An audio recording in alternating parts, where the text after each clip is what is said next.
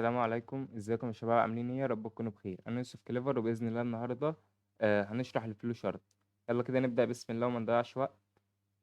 بص يا عم، الفلو شارت هو ان انت بتعمل تمثيل رسومي للخطوات اللي البرنامج بيمشيها. البرنامج بتاعي بيبدا يمشي واحده واحده، فانا عايز اشوف البرنامج هيمشي ازاي عن طريق الرسم. فهو دوت اللي الفلو شارت بيعمله. يلا كده نبدا بسم الله. بص يا عم، انا عندي كود هنا اهو.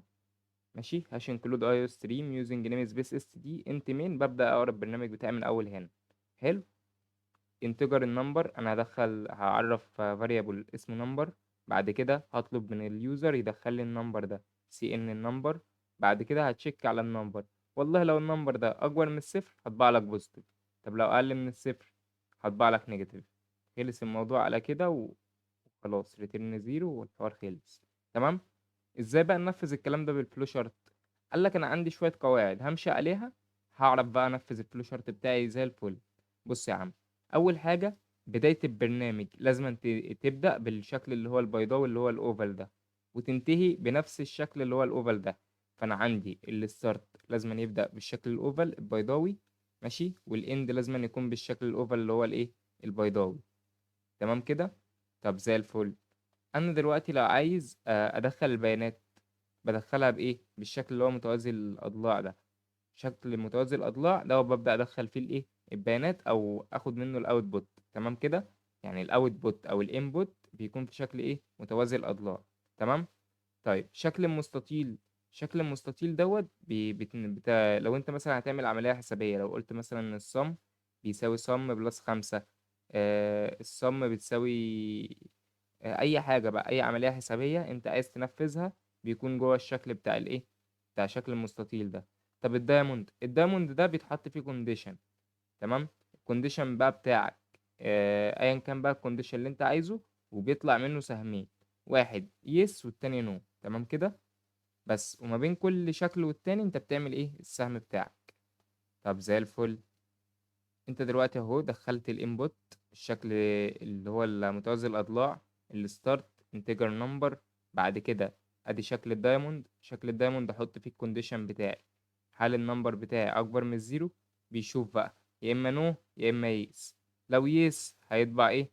هيطبع بوزيتيف في الشكل اللي هو ايه، متوازي الاضلاع. قلنا اي اوتبوت انبوت في شكل متوازي الاضلاع. طيب لو نو هيطبع ايه؟ هيطبع نيجاتيف. وفي الاخر خالص هيعمل اند للبرنامج وخلص الموضوع على كده. تعالى بقى نبص كده تاني الخطوات اللي هو مشي عليها اهو. زي ما قلنا، نقطة البداية ستارت، بعد كده انبوت بياخد منك الانبوت، بعد كده البروسيس، بعد كده القرار بتاعه، بعد كده بيديك الاوتبوت، بعد كده بيوقف البرنامج. دول الست خطوات. وده كده الفلو شارت باختصار. انت شوف، انت اللي هتكتبه في الكود هتنفذه في الفلو شارت وخلص الموضوع. بس كل اللي انت لازم تكون عارفه هم الاربع او خمس حاجات دول، اللي هو ان انت بتبدأ باوفال وبتنتهي باوفال. متوازي الاضلاع بتحط فيه الانبوت والاوتبوت. المستطيل بتحط فيه اي عملية حسابية. تمام كده. المعين او الدايموند بتحط فيه ايه؟ بتحط فيه القرار بتاعك. تعال نبص معانا شوية اشكال كده في البرزنتيشن، تعال نبص عليها. بص يا عم، تعالى نبدأ اهو. اول حاجة الستارت. تمام. بعد كده الشكل بتاع اللي هو المتوازي الاضلاع بياخد منك ايه، متوازي الاضلاع اهو. ثانية واحدة. ده كده الاوفال، البداية. خلينا نجيب لون تاني يكون واضح. بعد كده شكل متوازي الاضلاع دوت. قلنا متوازي الاضلاع اهو، ادي متوازي الاضلاع. ماشي. ده في الانبوت والاوتبوت. المستطيل في المعالجة، في البروسيس، يبقى مستطيل في البروسيس. ماشي. هو هنا هيحول مثلا درجة الحرارة لفahrenheit. تمام. فالبروسيس نحط فيه الايه، المستطيل. تمام كده. طيب متوازي الاضلاع. متوازي الاضلاع دوت هنحط فيه يا اما انبوت يا اما اوتبوت. فانا هنا باخد التمبريتشر فباخد انبوت، فاخدها بايه، بمتوازي الاضلاع. متوازي الاضلاع هيعرض لي، فهنا متوازي الاضلاع عمل لي اوتبوت. طيب الان دي نهاية البرنامج بتاعي. طب زي الفل. خش يا باشا على اللي بعده. تاني، عشان ده اهم حاجة حرفيا. احنا قلناها كتير بس اهم حاجة، الاوفال ستارت واند. ماشي. الانبوت والاوتبوت اللي هو البارل اجروم، اللي هو دوت اللي هو متوازي الاضلاع يعني. ماشي. الريكتانجل ده المستطيل. ماشي. بتحط فيه ايه؟ اي بروسيس انت عايزها، مثلا الصم بتساوي ايه زائد بي. طب في الانبوت والاوتبوت بتحط سي ان الاكس، سي اوت الواي، الكلام ده كله. تمام. ما بتروحش تحط زي اللي في الصورة، يعني ما بتروحش تحط مثلا انبوت نمبر او انتر نمبر، الكلام ده لا، انت بتحط سي ان وسي اوت والكلام ده. طيب نرجع تاني. بعد كده في الدايموند بتحط كونديشن، ما بتقولش از، يعني زي هنا. هنا بس انا بوريك الفكرة. ماشي. تحط اف مثلا نمبر اكبر من الزيرو، هنا اف الاكس اكبر من الزيرو. بس كده. نخش على اللي بعده.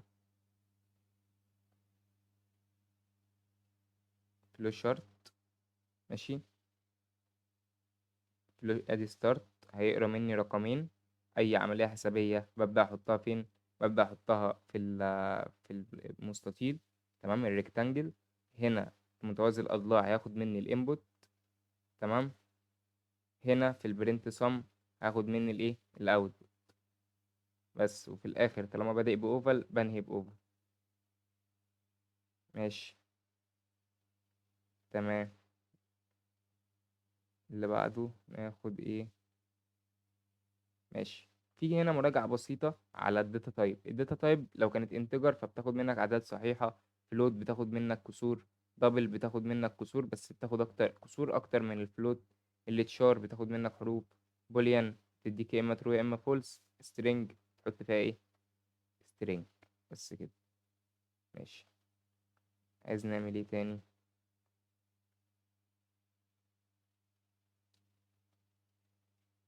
الكومباريزون اوبريتور، ان هي دي علامات المقارنه. ففي علامه الاكبر من والاصغر من، اكبر من او يساوي، اصغر من او يساوي، ايكوال ايكوال، نوت ايكوال. برضو هي في شويه مراجعه كده بسيطه، قلت عشان ما تبقاش ايه فلو شرط وخلاص على كده. طب الاند ده في اللوجيكال اوبريتور. لو انت بتعمل كونديشن، فانت دلوقتي عندك اتنين كونديشن هيتحققوا، فبتبدأ تعمل ايه؟ الاند اند ان انت لازما الشرطين يتحققوا مع بعض، واحد بس لا، لازما الاتنين مع بعض. طب الاور شرط واحد بس على الاقل، لو اتحقق خلاص. النوت بتعكس بقى الناتج، يعني انت لو كانت اجابتك ترو هتخليها لك فولس. طيب كده احنا عارفين برضو ان الدايموند بيطلع لك يا اما ترو يا اما فولس. تمام. طيب عايزين ايه تاني؟ نخش على البروبلم بقى على طول.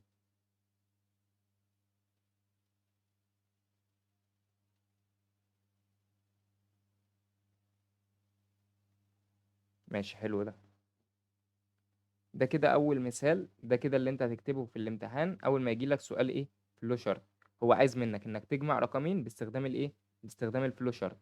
بص يا عم هنعمل ايه، وبص كده واحده واحده وركز. ادي هاش انكلود هاش انكلود المفروض ايو ستريم يوزنج نيم سبيس اس تي دي انت مين. المفروض تبدا قرايه الكود بتاعك. ادي انت الاي والبي، سي ان الاي والبي. ماشي.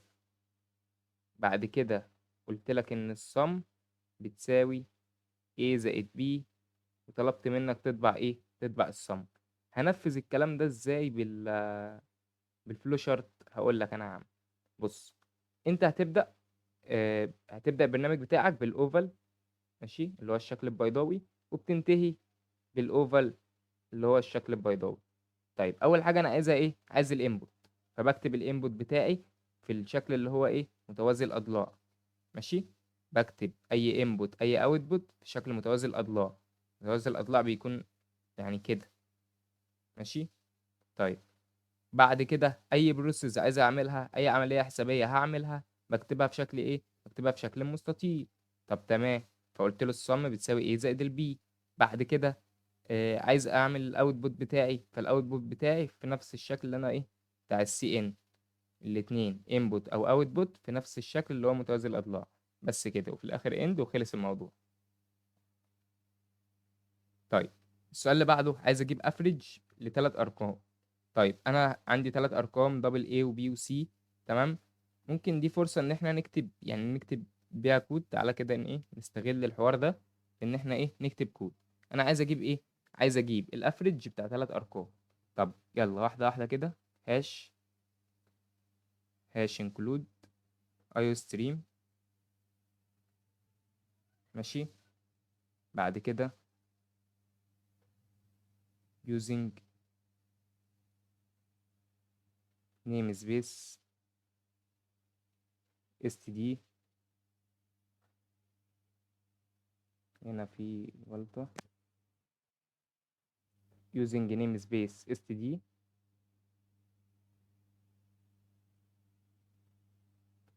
بعد كده int main.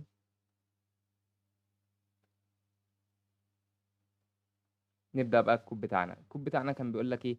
كان عايز منك انك تدخل له تجيب له الافريج بتاع ال3 ارقام. طب واحدة واحدة. الارقام دي انا افترض ان هم ممكن يكونوا كسور. فانا هقول دبل A و B و C. تمام. مش عايز اعمل A و B و C، عايز اعمل نمبر 1 ونمبر 2 ونمبر 3، مفيش مشكلة. بعد كده CN ال A وال B وال C. حلو. انا كده عرفت الفاريبل وبدات ايه اخد القيمه من اليوزر. طب تمام. عايز اعمل ايه تاني؟ عايز بعد ما اعمل الكلام دوت، عايز اعمل متغير جديد اسمه sum. ماشي. السم ده هيكون بيساوي ايه؟ انا عايز اجيب الافريج. طب اجيب الافريج ده ازاي؟ انا دلوقتي لو عندي 3 ارقام، فانا عايز اجيب افريج لاي عدد من الارقام مجموعهم على عددهم. طب مجموعهم يعني ايه؟ زائد بي زائد سي. طيب الكلام ده عددهم كام واحد؟ عددهم 3. صح كده؟ يبقى A زائد B زائد C على ال3. تمام. ماذا بعد؟ عايز اطبع الصم. سي اوت الصم. خلص الموضوع على كده. كل سنة وانت طيب. تعالى نرن الكود بتاعنا.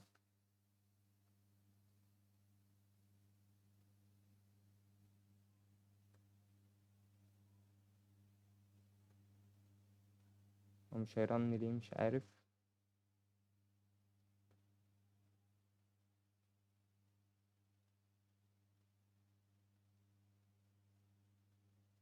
ادي 10. مفيش. تمام. عشان هو الترمينال عندي فيه مشكلة، فخلينا ايه نشوف هنا خلاص، لان الترمينال عندي فيه مشكلة. معلش. طيب خلصنا. كتبنا الكود بتاعنا سي ان اي وبي وسي، عملت متغير اسمه افريج وقسمت الكلام ده كله على ال3. تعالى بقى ننفذ الكلام ده على شكل ايه؟ على شكل فلو شارت. الستارت بتاعتي وادي الاند بتاعتي سي ان اي وبي وسي. بعد كده الافريج بتاعي كتبته هنا في شكل ايه؟ سي ان الاي والبي والسي ده في متوازي الاضلاع اهو، متوازي اضلاع للانبوت والاوتبوت. انبوت واوتبوت. تمام. اي بروسيس بعملها، اي عملية حسابية بعملها بتكون في شكل ايه؟ بتكون في شكل مستطيل. تمام. في الريكتانجل. حلو. ده كده ايه؟ اي بروسيس انا بعملها. طيب اي اوتبوت في نفس الايه؟ في متوازي الاضلاع. طب النهاية بتاعتي في الشكل الاوفال اللي هو البيضاوي. السؤال اللي بعده.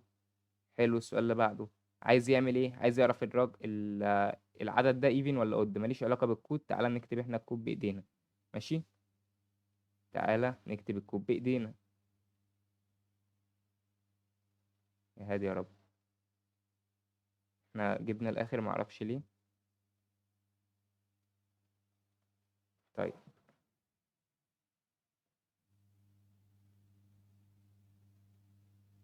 احنا في بروبلم 3. تمام.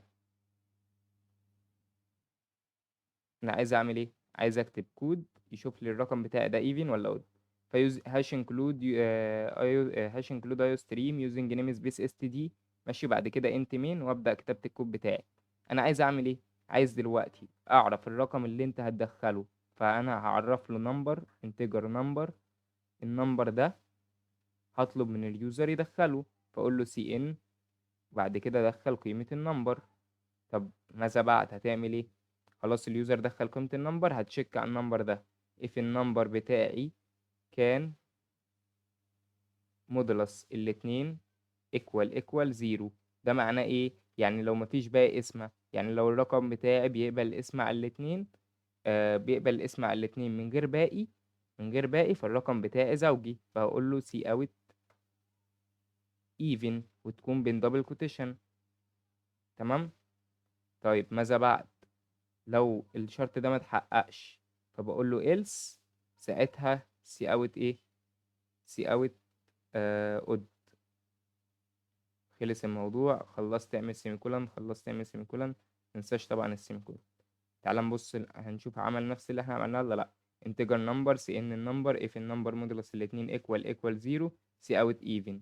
else المفروض سي اوت ايه؟ سي اوت odd. تمام. تعال نبص هيعملها ازاي بالشكل اللي عندي. الستارت وادي الاند. تمام. طيب انا دلوقتي هياخد مني النمبر.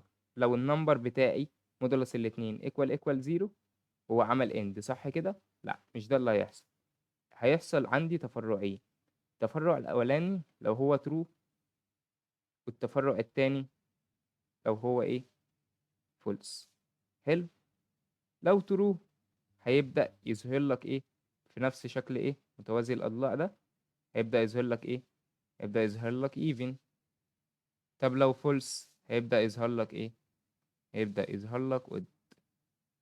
بعد كده اعمل لي end بقى للبرنامج، مفيش مشكلة. تمام كده. طيب يا سيدي، السؤال اللي بعده انا عايز اعرف النمبر بتاعي هو even ولا odd، بوزيتيف ولا نيجاتيف ولا زيرو. تمام. لو اكبر من الصفر هو بوزيتيف، لو اصغر من، نبص عليها. وعايز اشوف الرقم بتاعه، لو اكبر من الصفر فيطبع بوزيتيف، لو اقل من الصفر هيطبع نيجاتيف، لو بيساوي صفر فيطبع لك زيرو. تمام.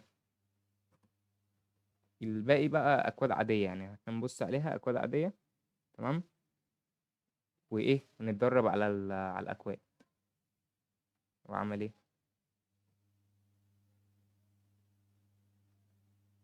ماشي. طيب احنا في بروبلم كام؟ بروبلم 8، بروبلم 7، بروبلم، ماشي بروبلم 5.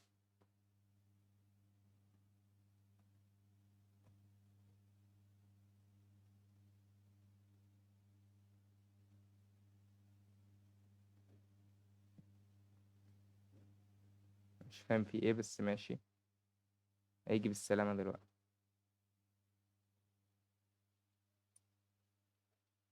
طيب مفيش مشكلة، نعمل ريفريش.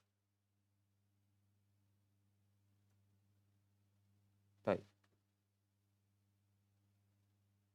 بروبلم 5 معانا، كل اللي هو عايز يعمله ايه؟ عايز يجيب أكبر رقم في الأرقام. تمام.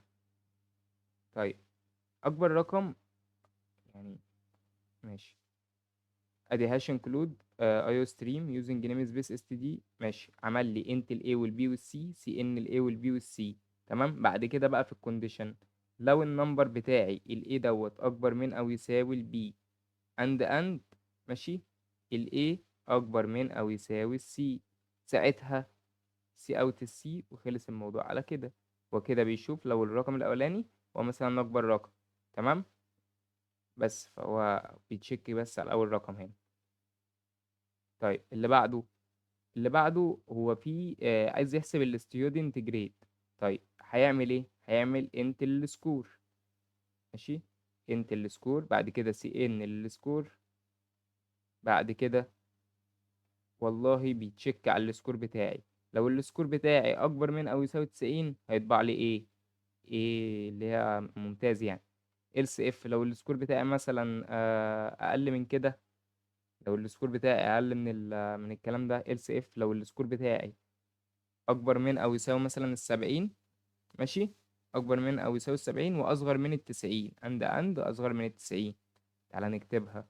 لو else if لو السكور ماشي اكبر مثلا من 70، عند السكور اصغر من 90، ساعتها قول لي سي اوت البي، هيطبع لك البي وما عندوش اي مشكلة.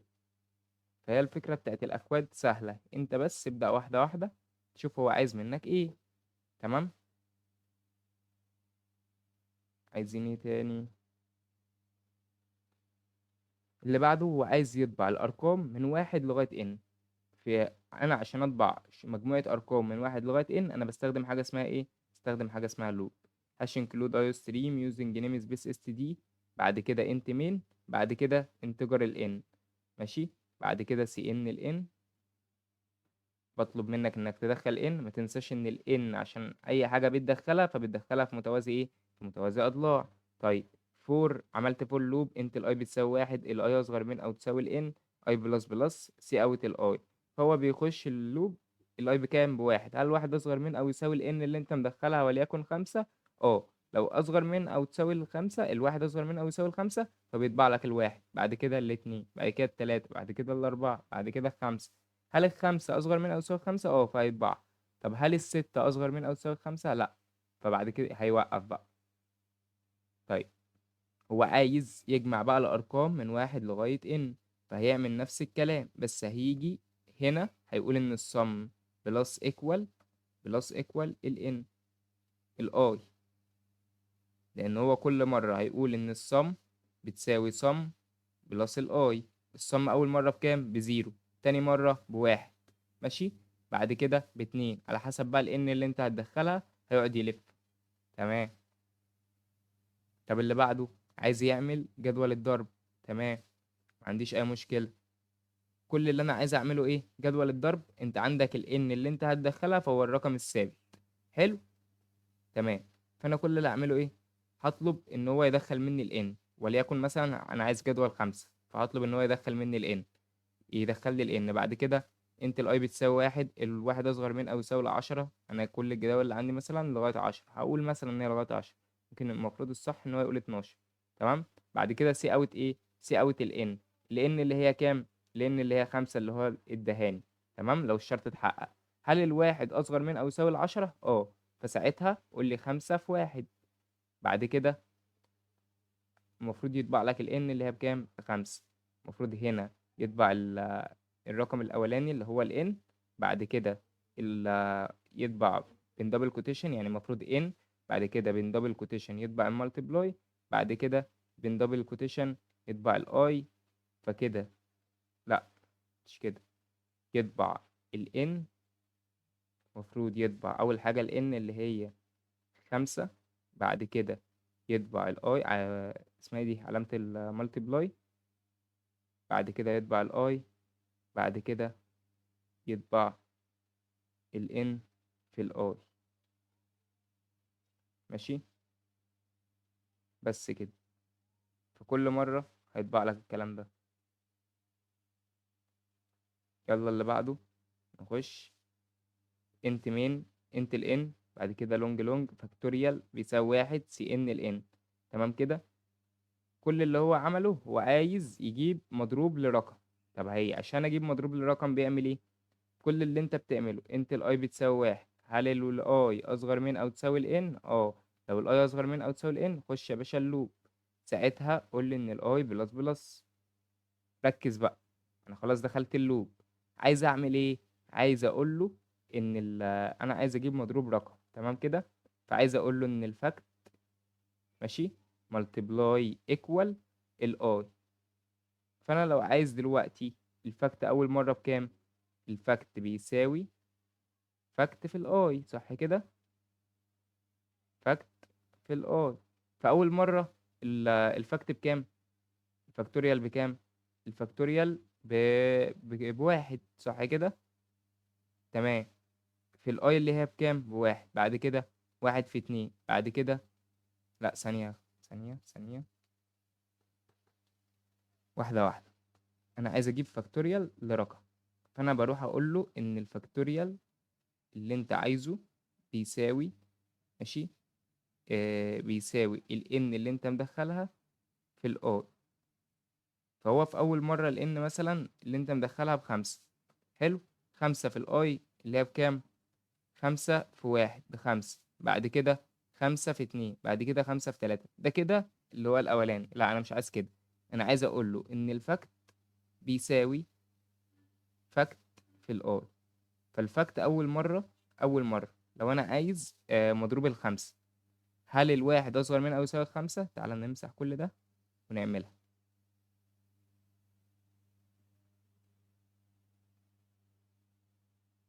بص يا عم،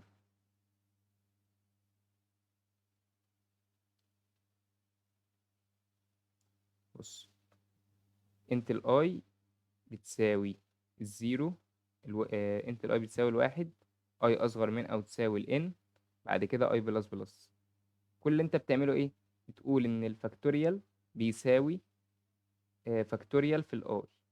حلو كده. الفاكتوريال بيساوي فاكتوريال في الاي، ماشي. فالفاكتوريال في اول مره بكام؟ بواحد. واحد في الاي اللي هي بواحد هيديك واحد. بعد كده الفاكتوريال بقت قيمتها واحد. واحد في كام؟ في الاي اللي هي بكام؟ باتنين. ففاكتوريال في الاتنين، واحد في اتنين باتنين. بعد كده اتنين في الاي اللي هي بتلاتة، ستة. حلو. بعد كده اتنين في الاي اللي هي الاي اللي هي باربعة، ستة في الاي اللي هي باربعة. تمام. ستة في أربعة، 24. بعد كده احنا بنجيب فاكتوريال خمسة. بعد كده 24 في خمسة يطلع لك كام؟ 120. فكل اللي انت بتعمله تضرب الفاكتوريال في الاي. طيب، ليه انا وقفت بقى؟ ليه وقفت؟ لان الاي اخر قيمة لها كام؟ خمسة اهي، وانا عايز اجيب مضروب الخمسة. فهل الخمسة اصغر من او تساوي الخمسة؟ اه. طالما الخمسة اصغر من او تساوي الخمسة، انت خلاص شغال. طب ينفع اخليها ستة؟ لا. فخلاص، لو انت جيت تبص الانبوت خمسة، فطلع لك كام؟ طلع لك 120، وده فعلا مضروب الخمسة. بس كده، وكده نكون خلصنا. يا رب تكون كانت سيشن لذيذة عليكم. ويا رب نكون ما طولناش. الأكواد دنيتها سهلة، بس ما تصعبهاش على نفسك. يعني ابدأ اكتب مرة اتنين تلاتة. الفلو شارت أهم حاجة في الفلو شارت تكون عارفها. الأشكال بتاعتك، البداية، النهاية، لو انت عايز تعمل انبوت او اوتبوت شكل متوازي مستطيلات، اي بروسيس انت عايز تعملها تعملها في الريكتانجل. ماشي. اي قرار انت عايز تعمله بتعمله في الدايموند. والاسهم بتاعتك، الاسهم بتاعتك ما تنساش الاسهم بتاعتك. بس كده. ربكم ما طولتش عليكم.